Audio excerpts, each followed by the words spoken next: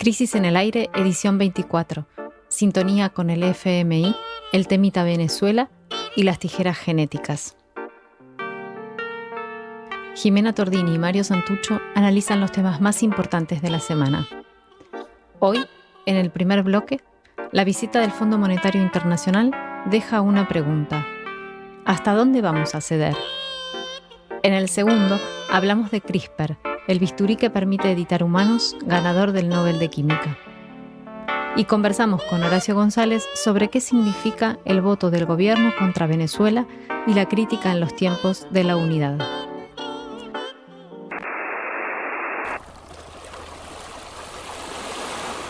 El podcast está al aire. El primer tema de la semana tiene que ver con las noticias económicas que continúan dominando la agenda nacional y, como sucede con la pandemia, la situación también allí se sigue deteriorando, lenta pero insistentemente. Así como los casos de contagio y las muertes por coronavirus aumentan y parecen no tener techo, asimismo los dólares paralelos continúan su escalada y ayer tanto el blue como el contado con liqui llegaron a cifras récord, lo cual en sí mismo no sería tan grave si no tuviera como efecto meter presión para que el peso argentino se devalúe, y si eso finalmente se acelera, que es de hecho lo que está pasando, por lo menos lo que vimos ayer, pues la consecuencia directa de eso es que la gran mayoría de nosotros vamos a ser mucho más pobres. Según dio a conocer el INDEC el miércoles, durante agosto, que son los datos que conocemos ahora en octubre, se frenó la reactivación incipiente que el sector de la construcción había mostrado en los meses anteriores, durante junio y julio. Pero lo más llamativo de este informe fue que muestra una reducción del más del 5%, del 5,4% en el consumo masivo y especialmente en el consumo de alimentos, debido a la reducción del nivel de ingresos de la población. Este dato es realmente significativo. Bueno, y como si esto fuera poco, el martes llegó a la Argentina la nueva misión del Fondo Monetario Internacional, a quienes le debemos más de 52.000 millones de dólares, que son los que Macri pidió prestado y se fumó y que por supuesto no tenemos. Tenemos la deuda, pero no los millones. Ayer me acordaba, Jimé, de la escena que me parece que viene a cuento de Esperando la carroza, la famosa escena cuando Brandoni sale de la casa de una familia muy pobre que tenía para comer solamente 3 empanadas para 2 personas, y sale Brandoni con una empanada en la mano y le dice: ¿sabés qué tenían para comer? Y dice: 3 empanadas para 2. ¡Qué miseria! ¡Qué poco se puede hacer por la gente!, decía Brandoni. Y acá llegó el fondo. Esta primera visita del fondo tiene como objetivo comenzar el intercambio con vistas a reestructurar la deuda, porque es obvio que el país no puede pagar lo que Cambiemos dijo que íbamos a pagar. Esta negociación es clave porque de ella depende nada menos que las posibilidades de una reconstrucción económica que permita salir de la crisis, pero también porque tiene un significado geopolítico muy importante.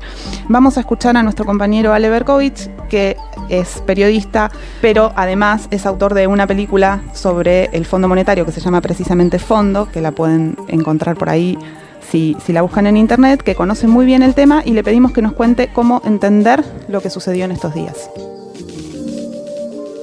El fondo volvió a la Argentina con varios mensajes cifrados. Por un lado, el cambio de los interlocutores es una muestra de un intento de autocrítica, o por lo menos de nuevo diálogo con el gobierno, porque están corridos todos los que le prestaron esos 44.000 millones de dólares al gobierno de Macri, en un acto que ya en el propio fondo digirieron que fue completamente forzado, y que además Estados Unidos le impuso a otros directores importantes como Francia, Holanda, bueno, en general todos los europeos, Alemania, y también a los orientales, a Japón, por ejemplo.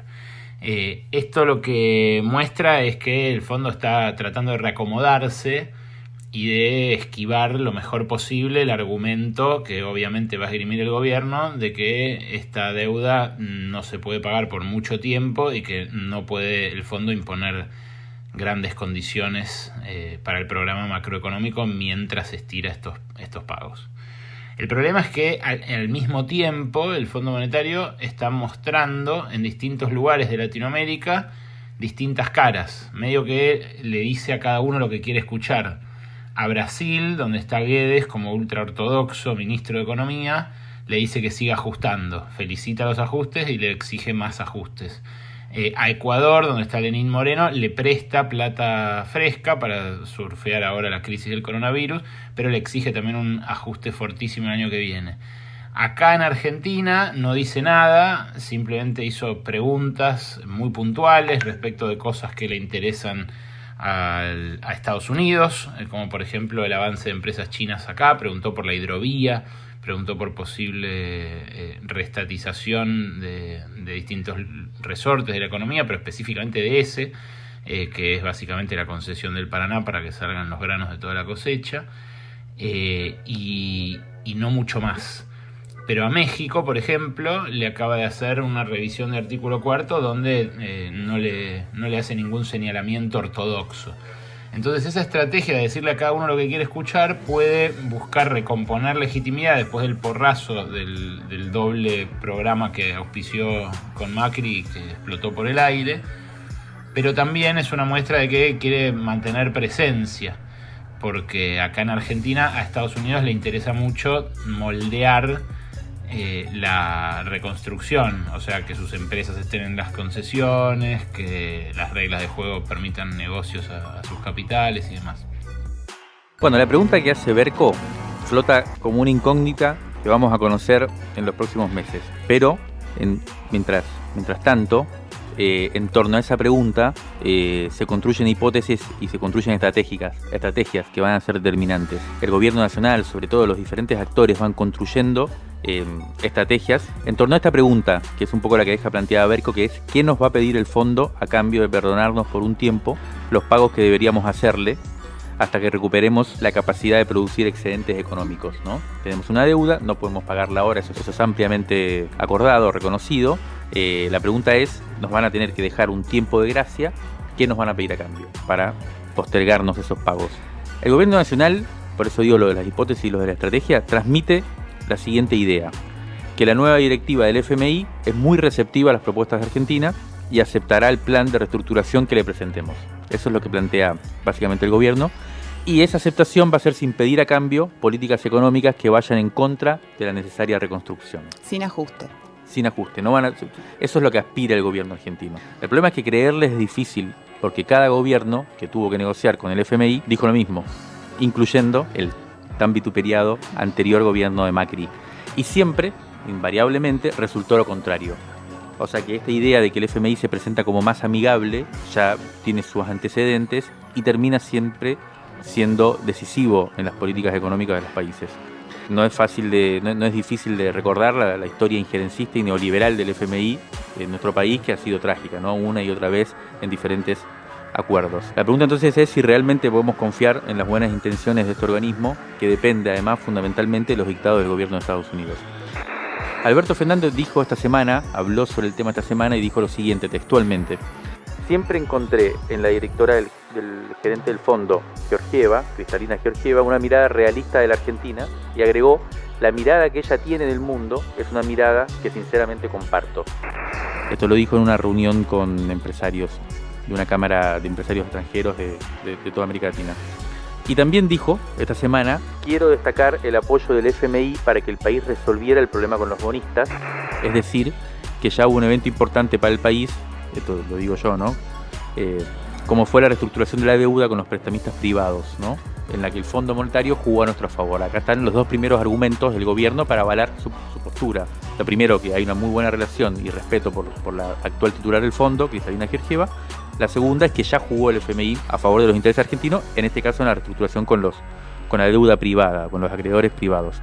Y el tercer argumento que ofrece el gobierno, en este sentido, es que para afirmar que esta vez sí el fondo nos va a ayudar, es que a diferencia de otros gobiernos, como el de Macri anteriormente, como el de Bolsonaro ahora, o como el del Lenín Moreno en Ecuador, que acaba de también firmar un acuerdo con el FMI este mes, es que desde acá el gobierno se va a plantar y no va a permitir que nos impongan medidas contrarias al interés nacional. Esto es un argumento que quizás tenga algo de razón, que es que también el fondo avanza o no de acuerdo a cómo se pare su contraparte, en este caso el gobierno argentino.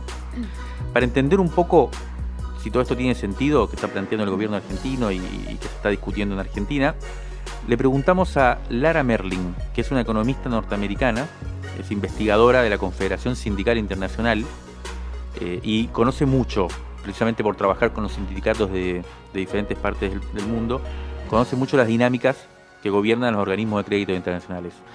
Desde Washington, ella nos respondió lo siguiente. Lo que hemos visto en el FMI en los últimos años es un cambio de la retórica del fondo, que ahora habla de cuestiones como desigualdad y desarrollo sostenible y dice que la época de ajustes estructurales está en el pasado. El problema es que hasta ahora el cambio de retórica no se ha aplicado en los préstamos del fondo, que siguen proponiendo las medidas de austeridad y reformas neoliberales. Si estamos viendo el programa de Lenín Moreno con el FMI en Ecuador, que se aprobó este mes, es un buen ejemplo de esta contradicción entre lo que el FMI dice ahora y lo que está haciendo. Porque el programa de Ecuador tiene los mismos elementos de medidas de austeridad y reformas que ponen el cargo del ajuste en los trabajadores. También sabemos que el FMI está prometiendo respetar la soberanía de países y las prioridades de los gobiernos elegidos, así que también hay la posibilidad que en el caso de Ecuador el gobierno de Lenín Moreno no se opuso a estas medidas del FMI, que incluyen, entre otras cosas, recortes salariales y también recortes de inversiones públicas. Por Argentina ahora tiene la oportunidad de pedir que el FMI demuestre que sí de verdad ha cambiado y sí puede sostener un programa que es de verdad inclusivo. Especialmente porque en Argentina el último programa del FMI fue un fracaso monumental que no solamente provocó un aumento enorme en la pobreza, pero también destruyó la economía del país.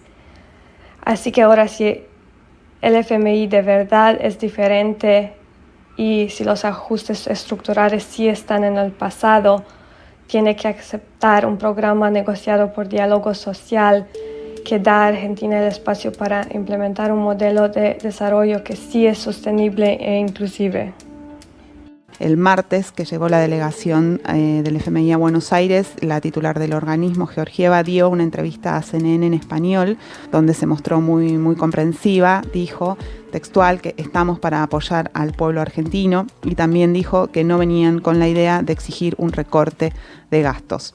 Además, la delegación estuvo integrada por una técnica de buena relación con el equipo económico de Martín Guzmán, la número 2 del FMI para el hemisferio occidental, Juli Kozak, y por un nuevo encargado para el caso argentino, Luis Cobedu, que es venezolano, quienes reemplazaron a los anteriores negociadores responsables del megapréstamo otorgado al gobierno de Macri, lo que es como una especie de reconocimiento del fracaso de ese plan. Uh-huh. Ahora los visitantes van a elaborar un paper que servirá como base para el inicio formal de las negociaciones, que se estima comenzarán el mes que viene, en noviembre, con el objetivo de establecer un acuerdo de facilidades extendidas, es decir, como decíamos, una postergación de los plazos del pago. Bueno, entonces esto se va a empezar a discutir a partir de noviembre. La idea es que se termine de acordar antes de marzo. En marzo hay un pago importante de Argentina en el Club de París y que tiene que ver con los organismos de crédito internacionales, por eso tendría que ser antes de marzo, pero Argentina no quiere que sea este año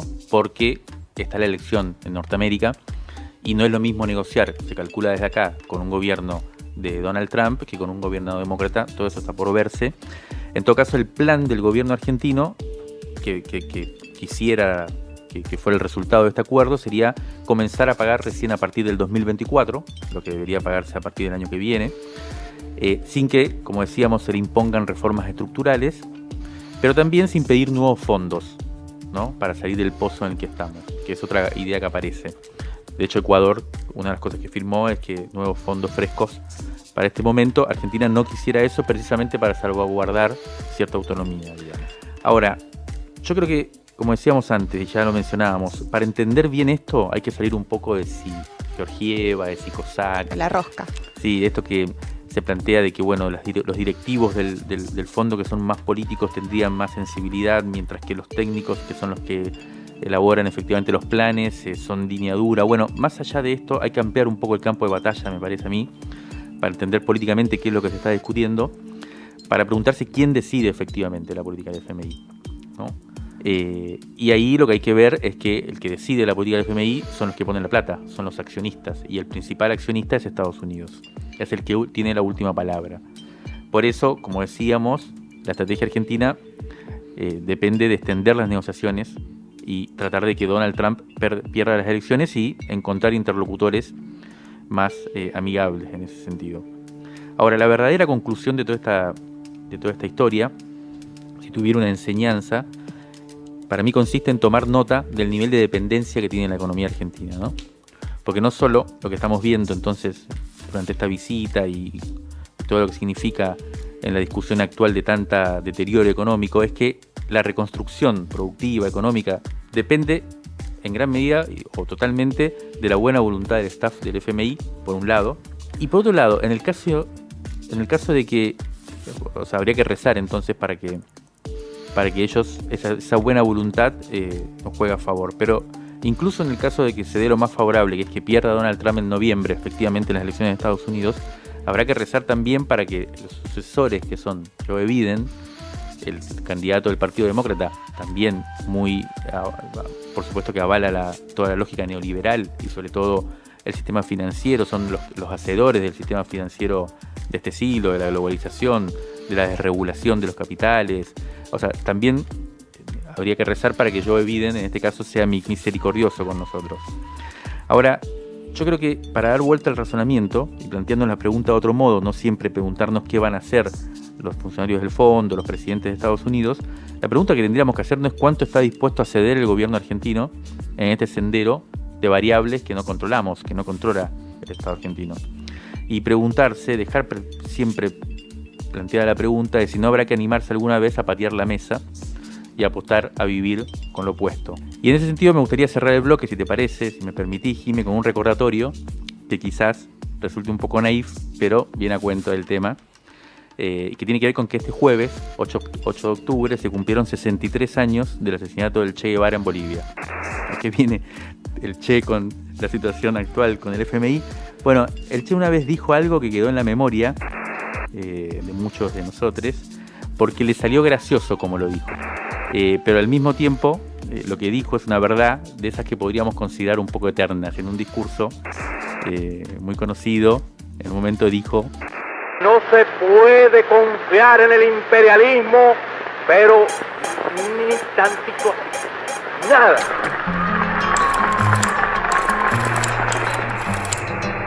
Crisis en el aire. Análisis político en movimiento. A la conversación.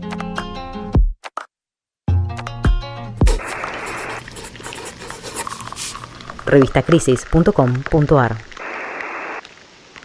El miércoles 7 de octubre, dos científicas, Emmanuelle Charpentier, que es francesa, y Jennifer Doudna, que es estadounidense, ganaron el Premio Nobel de Química por haber descubierto, comillas, una de las herramientas más afiladas de la tecnología genética, las tijeras genéticas CRISPR.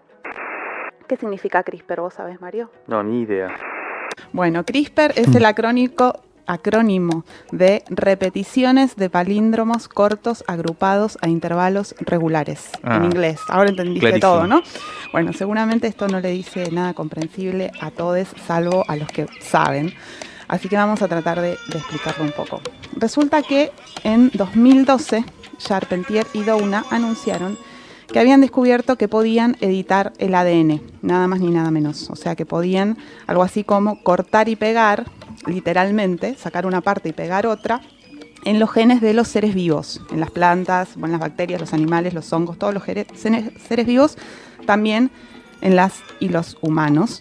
Y que podían hacer esto de cortar y pegar para producir alteraciones precisamente en esos genes, como si fuera, se utilizan varias metáforas para explicar esto, porque la definición científica, como vimos recién, no es muy comprensible, Entonces se usan imágenes como si fuera una tijera, como si fuera un bisturí, como si fuera un texto de Word del que se puede sacar una parte y pegar otra. ¿Qué tipo de cambios en las formas de vida se pueden producir con esta tecnología llamada CRISPR, por la cual estas científicas ganaron el premio Nobel esta semana? Bueno, infinitas posibilidades que van desde un uso puramente comercial, por ejemplo, y esto es realmente existente, fabricar tomates que son ya picantes, o un nuevo tipo de café, hasta experimentar con animales para buscar la cura de enfermedades de nosotras las personas, como el Alzheimer, por ejemplo, o para quitar la tendencia a tener sordera. Impresionante, o sea, pero es todo edición hereditaria, ¿no? O sea, editan cómo van a ser los seres que vienen. Claro, se transforman Increíble. los genes para cambiar rasgos de las especies. El escalón más alto de todo esto, por supuesto, es la edición de los genes de la humanidad para cambiar características. Bueno, por ejemplo, esto, para retirar genes que producen enfermedades que son hereditarias. Estas posibilidades abren, lógicamente, una galaxia de preguntas éticas y de controversias políticas que vamos a tratar de conversar ahora. Bueno, hasta acá la noticia es, digamos, internacional. Pero mientras preparábamos este programa nos empezamos a preguntar, nos dio curiosidad saber si en Argentina se trabaja con esta tecnología, con CRISPR, y encontramos que sí. Encontramos que en la UNSAM, en la Universidad Nacional de San Martín, funciona el Instituto de Investigaciones Biotecnológicas, donde desde 2014, o sea, bastante cercano al momento en el que se descubrió, se usa CRISPR en investigaciones con animales. Uno de los resultados de este desarrollo científico argentino son vacas cuyos genes fueron editados para que produzcan leche hipoalergénica. Estos animales ya nacieron, son muy jóvenes, todavía no se sabe si van a dar leche hipoalergénica o no, pero se espera que sí, ¿no? Se espera que crezcan para saber si esto ha funcionado. En este instituto también se investiga con cerdos en pos de la cura de enfermedades que tenemos las personas, como el cáncer de colon, entre otras. Bueno, todo esto supone una supervisión de comités éticos que controlan esta cuestión de la investigación con animales. Hablamos con Adrián Muto, que es director de este laboratorio que funciona en la UNSAM. Le preguntamos qué pasa con la aplicación de CRISPR en investigaciones que involucran los genes de los humanos, y esto nos respondió. Éticamente hablando, bueno, eso ya el comité de ética interviene mucho más fuerte si vos empezás a trabajar con líneas que tengan que ver con los seres humanos, ¿no? Más que nada hay muchas restricciones, y más que nada tiene que ver con editar líneas germinales, o sea, por ejemplo, embriones humanos, y estas mutaciones de las líneas germinales tienen cierto debate ético porque son hereditables. Vos podés generar una mutación que va a ser heredada según las leyes de Mendel. Recuerdo en este momento un ejemplo de los embriones que han sido modificados en China en el año ya, creo que 2015, 2016, y en el 2018, bueno, se dio a la luz que le hicieron un juicio al investigador y demás, diciendo que esto es eugenesia. Eugenesia es mejorar una línea germinal humana para tener diferentes características que lo que la naturaleza le hubiese dado. Entonces, bueno, eso está muy en la mesa de debate actual, y tiene que ver más que nada dónde poner un límite, ¿no? ¿A qué altura ponemos la vara? ¿A qué altura deja de ser edición genética para pasar a ser eugenesia? Nada, eso es más que nada es en la parte genética, y más que nada en edición genética, en todo lo que tiene que ver con líneas germinales humanas. Principalmente en edición genética de enfermedades, ¿no?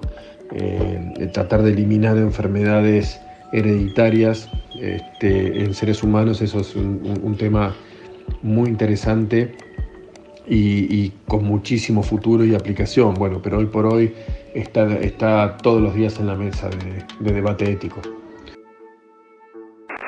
Adrián Muto, que es no sabía esto de que se estaban haciendo acá estas experimentaciones en la Universidad Nacional de San Martín. Que no lo sepamos también es un tema, ¿no? Porque realmente no es algo que debería quedar cerrado a la comunidad científica.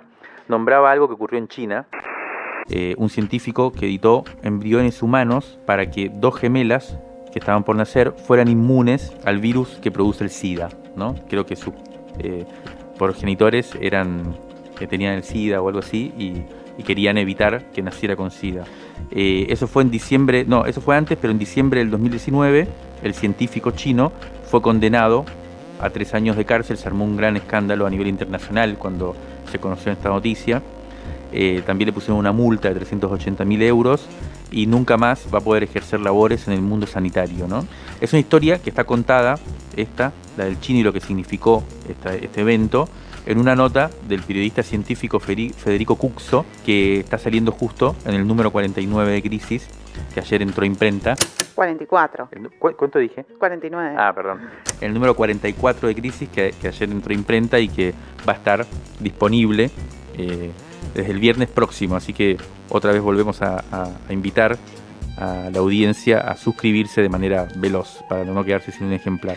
Vamos a subrayar acá solo 2 cuestiones de los que plantea esta nota.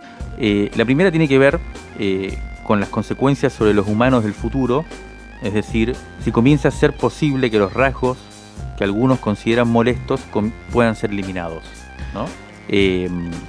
O sea, ¿hasta qué punto, tratando de corregir las anomalías, las enfermedades, lo que se está disolviendo es la diferencia, ¿no? ¿Hasta qué punto esto nos lleva hacia una humanidad mucho más homogénea, mucho más controlada? La cuestión de la eugenesia que decían. Exacto.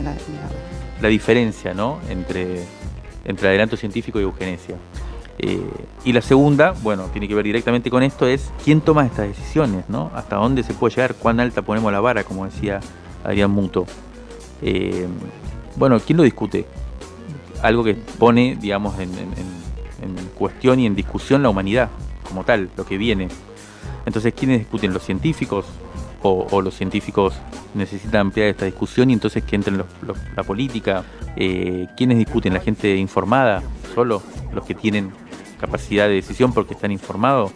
¿O es una discusión mucho más amplia y por lo tanto difícil de sobrellevar, ¿no?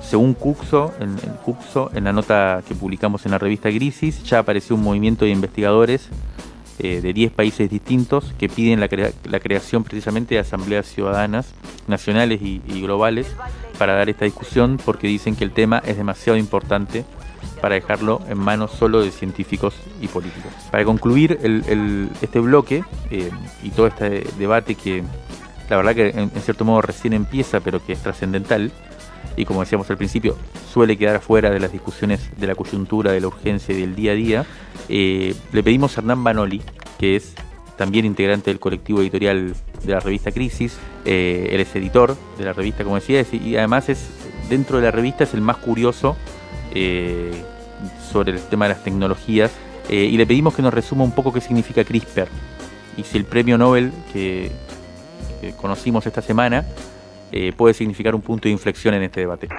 La edición CRISPR consiste en que después de muchísimos intentos de la ciencia y de experimentos tanto con seres humanos como animales, muchos de los cuales fracasaron en forma trágica, el genoma humano finalmente, con la ayuda de la inteligencia artificial, se pudo decodificar, y la innovación que produce la tecnología CRISPR es la de que a través de un pedazo de ARN que se llama Cas9, que fue descubierto por un científico español, permite introducirse en un embrión o incluso en una persona que esté viva, o en cualquier ser que esté vivo, cortar pedazos de la cadena genética y reemplazarlos de acuerdo a una programación preexistente. Entonces los alcances de esta tecnología pueden llegar a ser monstruosos, ¿no? Desde lo que es, digamos, una elección de bebés de probeta por catálogo, hasta lo que es la síntesis de ADN de 2 especies diferentes. Así que bueno, por ahora se trata con mucho cuidado, pero el último premio Nobel de Química nos indica que es un tema que va a estar en la agenda, y que realmente, si estas tecnologías se empiezan a poder masificar y a poder elaborar de una manera económica o no, nos va a invitar a pensar un poco de vuelta en qué es la naturaleza humana y qué es lo que puede hacer la sociedad éticamente ante estas posibilidades que hable la ciencia.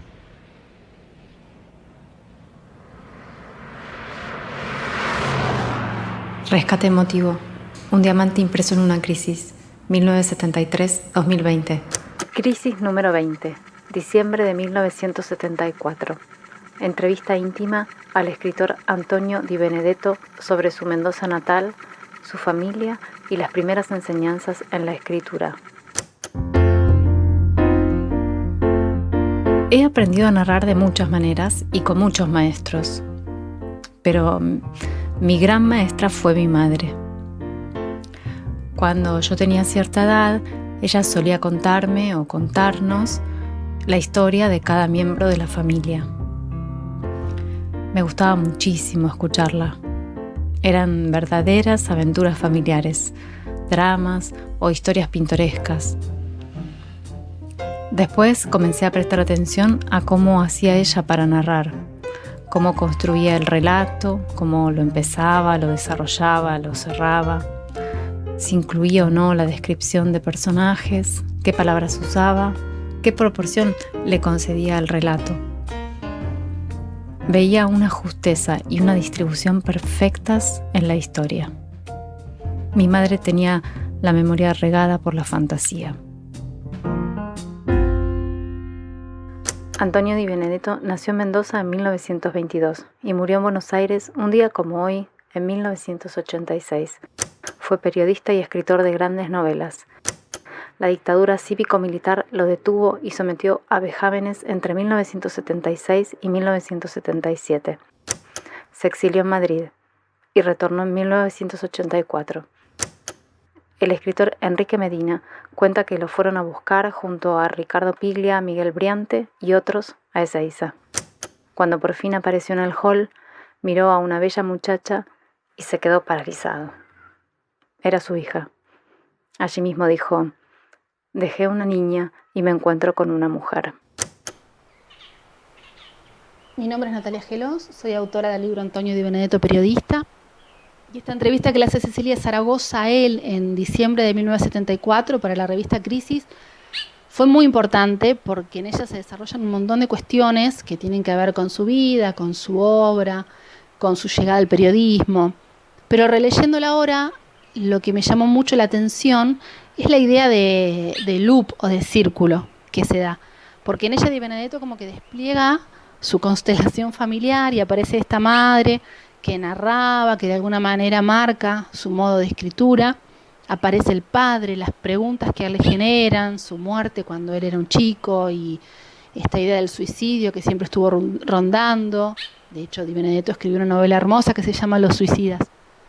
Y hacia el final, cuando la periodista le pregunta a él por su lugar como niño, él responde, pero después como que se reubica en el lugar de adulto y se piensa como padre de Lucy, su hija. Entonces empieza a lamentarse por todas las horas que él no le dio, por estar ocupado, por estar en el trabajo, por estar escribiendo incluso. Entonces se lamenta por eso, esas horas, esa falta, habla de la ausencia. Y esto se vuelve como muy significativo porque un año y meses después a Di Benedetto lo detuvieron, fue en el 24 de marzo de 1976, en la madrugada, y entonces eso cambia, y esa ausencia toma otro espesor y otro significado. Él ese día, el 23 de marzo, llama a Lucy, que estaba en un de una amiga, y le dice que al otro día no vayan a la escuela porque algo iba a pasar. Lucy no va, al día siguiente va a su casa, encuentra la casa revuelta, sabe que a su papá lo detuvieron, y a partir de ahí ya la vida de ellos nunca fue como la pensaban. Es un antes y un después.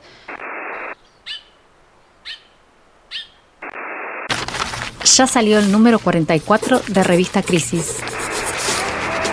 La casa no está en orden. La casa no está en orden. Suscríbete en revistacrisis.com.ar y te la entregamos a domicilio. Regulación y valor. Una entrevista a fondo con Matías Culfas. Además, Jimena Tordini sobre los desaparecidos del presente. También escriben Mariano Ginás, Natalia Gelos y Federico Cuxo, entre otros. Crisis, una revista que te queda. Conseguila en revistacrisis.com.ar. En este bloque nos vamos a meter en otro de los hechos políticos de la semana que ocurrió el martes 6 de octubre, cuando en el Consejo de Derechos Humanos de Naciones Unidas el Gobierno Nacional votó a favor de una declaración sobre la situación en Venezuela que había sido presentada por el grupo llamado Grupo de Lima, que integran países latinoamericanos alineados con Estados Unidos y con la derecha global. En la misma sesión se aprobó otra declaración sobre los derechos humanos en Venezuela, también promovida por países como Siria y Turquía. En esta, Argentina se abstuvo. El único aliado en este lío, México, hizo exactamente lo opuesto que nuestro país. Se abstuvo en la dura declaración del Grupo de Lima y votó a favor de una más amigable con Venezuela. Bueno, el argumento del gobierno para este voto se centró en la tradición argentina de defensa de los derechos humanos. Sin embargo, la decisión cayó como una bomba neutrónica en el medio del vasto campo de la unidad, los espacios políticos cercanos a la vicepresidenta Cristina Fernández de Kirchner, los movimientos sociales que apoyan al gobierno y muchos que integran el espacio del oficialismo interpretaron este voto como un cambio en la política exterior del gobierno de Alberto Fernández y decidieron salir a criticar pública y muy duramente esta decisión del gobierno. De las críticas más duras fue la de la embajadora designada por el presidente en Rusia, Alicia Castro, que publicó una carta de renuncia a esa designación como embajadora en desacuerdo con este voto que considero muy grave. Bueno, entre quienes salieron ese mismo día a fijar su posición sobre esta decisión del gobierno estuvo Horacio González, sociólogo, ensayista, ex director de la Biblioteca Nacional, actualmente a cargo de la editorial de la biblioteca, que publicó un artículo con el título Un voto erróneo. Estamos en comunicación con él. Hola Horacio, buen día. Jimena Tordini y Mario Santucho estamos acá. ¿Cómo estás? Bien, muy bien. Un buen día, Marisa y Valeria. Te queríamos pedir brevemente para compartir con la audiencia los principales puntos de esa nota que escribiste el mismo 6 de octubre. Creo que resumiste muy bien la cuestión, mucho mejor que otras balances o pinturas del momento que he escuchado. Efectivamente, la Cancillería alega que hay una continuidad con la formulación argentina de los derechos humanos, tal como se elaboraron a partir de los acontecimientos de los años 70 y los juicios que se hicieron en aquel momento y que se siguen haciendo. Evidentemente no parece ser un punto de vista adecuado. Las circunstancias históricas en un caso y en el otro, en este actual de Venezuela, son totalmente diferentes, casi contrapuestas. En el caso argentino, evidentemente, era una dictadura con las características que le conocemos, que no era ninguna originalidad calificarla de terrorista y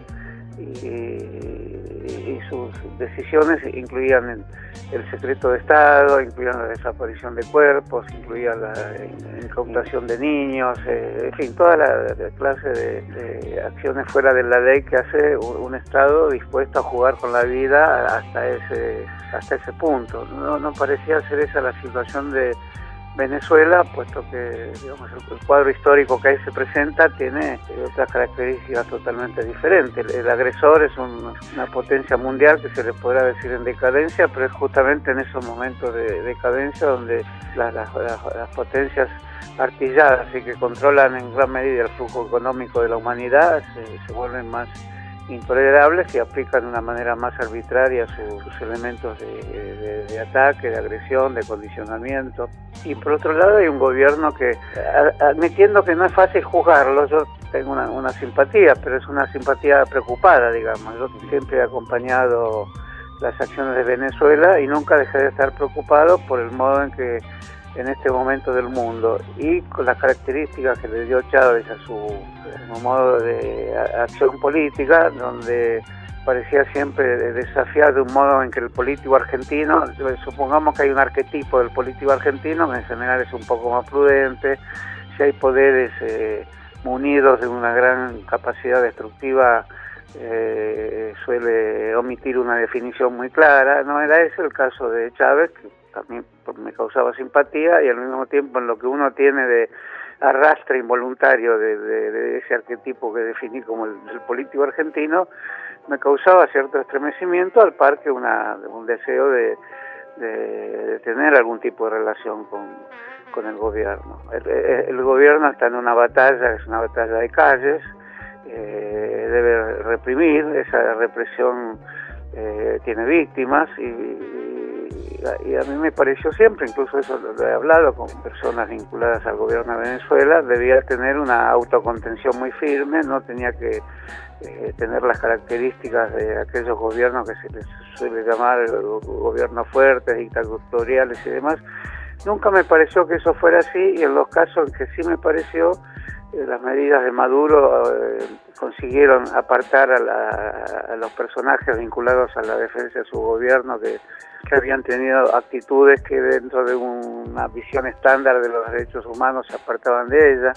Entonces, para resumirte mucho, lo que me parece que es un problema que tiene muchas dimensiones, no me pareció que fuera el mismo problema de derechos humanos que emanaban de una dictadura militar como la Argentina, lo que se pudieron aplicar para comprender o interpretar la cuestión del gobierno de Maduro, que está aislado en Latinoamérica, que ha tomado medidas importantes y sinceras, digamos, cuando dice que hubo o podría haber una perspectiva socialista en Venezuela con el partido que se llama de ese modo. Para mí no es un nombre que me sea indiferente ese nombre, y tampoco me es indiferente el nombre de cualquier proposición de la lengua política que a uno le guste. También se pueden cometer actos que no te gusten. Por eso, teniendo en cuenta todos estos matices, me pareció que sumarse justamente a la posición en derechos humanos del Grupo de Lima, que es un grupo que es como un ariete medieval del gobierno de Trump, y después explicarlo de esta manera tan frágil,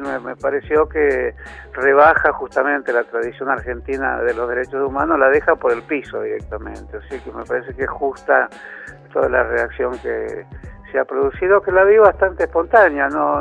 Yo personalmente no hablé con nadie, me pareció que tocaba un nervio que ni siquiera sabía si estaba activo como nervio. Pensé que hasta era un nervio dormido. Ya descartaba que alguien en la Argentina pudiera ofenderse, indignarse o salir a decir algo públicamente por lo que pasaba en Venezuela. Pero lo cierto es que México, que también tiene actitudes de autoprotección, digamos, de su gobierno frente al estado real del mundo, no solo la pandemia, la política norteamericana, la dificultad de los gobiernos elegidos por los votos populares para hacer lo que prometen en elecciones por razones que uno puede comprender. Aún así, digamos, la humanidad en su conjunto da la impresión que tiene, aunque sea dormida, ciertas cuestiones ya definidas desde el punto de vista de quienes arrastramos, aunque sea penosamente, tradiciones de transformación social, donde la palabra socialismo, con sus diversos matices y sus diversas interpretaciones, no nos puede ser indiferente, ni tampoco la palabra democracia, ¿no? Y que no tenemos un marco partidario, o ni siquiera una corriente de opinión fija desde la cual opinar. Entonces se trató de algo que debe originar una alerta muy grande en el gobierno argentino. No pueden decir cualquier cosa, no pueden hacer cualquier cosa en nombre de los ostensibles peligros que acechan un gobierno democrático, que evidentemente tiene que mostrar aún una gran en ese plano, porque ha intentado hacer cosas, por supuesto, no es escaso en sensibilidades sociales. Es escaso, me parece a mí, en términos de comprender en qué momento de la historia está no solo el gobierno argentino, sino el conjunto de la humanidad. Esa escasez es una escasez que proviene del hecho que hay demasiados políticos profesionales en el gobierno. Te quería ir a eso, a profundizar ese punto de por qué pensás vos o cómo interpretás esta decisión del gobierno argentino, ¿no? Porque recuerdo un artículo tuyo muy bueno en un libro que publicamos este año, por Siglo XXI, donde planteabas el tema de la unidad. Ahí hay un gran tema, ¿no? Y que precisamente se pone en juego ahora esa unidad, la amplitud de esa unidad y cómo se tramita y cómo se procesan los debates en esa unidad. Este es un gran ejemplo. Y el otro tiene que ver con esto que estabas mencionando ahora, ¿no? El tema de cierto pragmatismo, que es el que caracterizaría a este arquetipo del político argentino, si se quiere, y en un momento en el cual antes en el programa hablamos, por ejemplo, de la visita del fondo, de la necesidad de tener ciertos gestos hacia Estados Unidos. ¿Vos cómo interpretás este debate, digamos? Bueno, podría explicarse por el hecho de que ante el fondo no querrían producir un hecho que se escapara del marco de presunta benevolencia que va a tener el fondo en la tramitación de la deuda.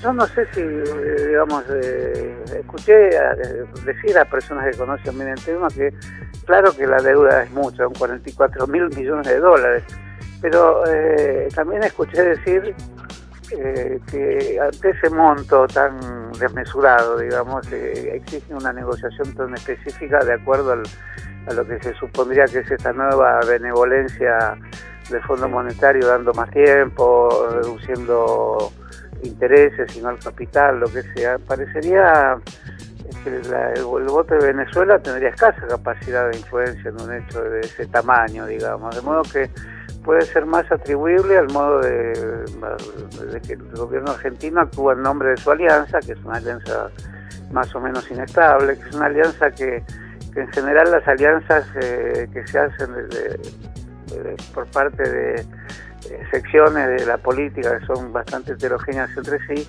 tratan de no ser tan inestables. Esta se muestra bastante inestable y en general cuando hay que decidir sobre la base de opiniones heterogéneas se decide en relación a una suerte de conservatismo o de prudencialismo o de no tocar las cosas como están, demasiado ostensible como para que provoque el entusiasmo que se precisaría para defender un gobierno tan acosado por una nueva derecha argentina que es muy troglodita. Estamos ante trogloditas que son ni más ni menos que los grandes medios de comunicación, financieros, comunicacionales o digamos todo lo que se ha dicho ya respecto a cómo se ha creado en todos nuestros países un nuevo agrupamiento frentista también, pero son frentes de procedimientos no políticos, sino en relación a cómo manejar la materia prima de la conversación, la materia prima del dólar, de la economía, y de las finanzas y de la justicia, de modo tal que frente a eso, ¿qué haría alguien que tiene el resorte de acompañar a este gobierno?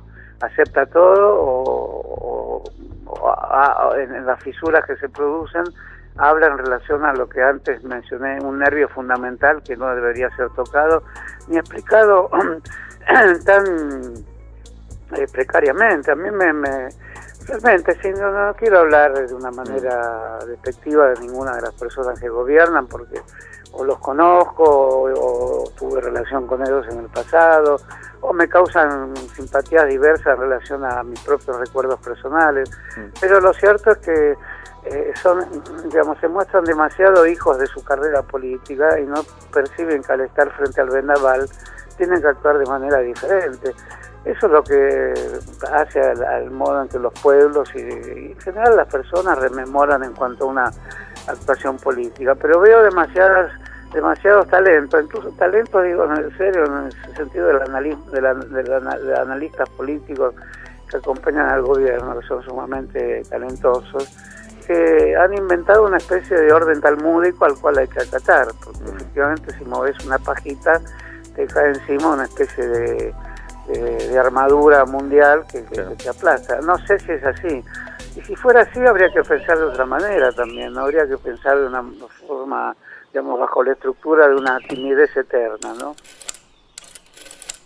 Encontranos en todas las plataformas de podcast o los sábados de 8 a 9 en Radio Nacional AM870. Válvulas de papel, aire, podcast y transmisor.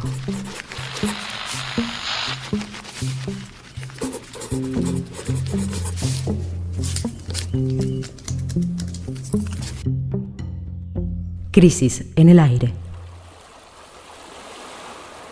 Gabo Ferro, entrevista en el programa La Mar en Coche, FM La Tribu. ¿Qué es una revolución? Es justamente que después de ese acto no haya manera, por más que intentemos, de volver a ser iguales a lo que éramos previos a este suceso. Y uno tiene que aspirar a que ciertas cuestiones, un programa de radio, una revista, como decía antes, cualquier cosa, una relación amorosa, sean absolutamente revolucionarias, resulten bien o mal, pero todo debe ser absolutamente revolucionario y todos debemos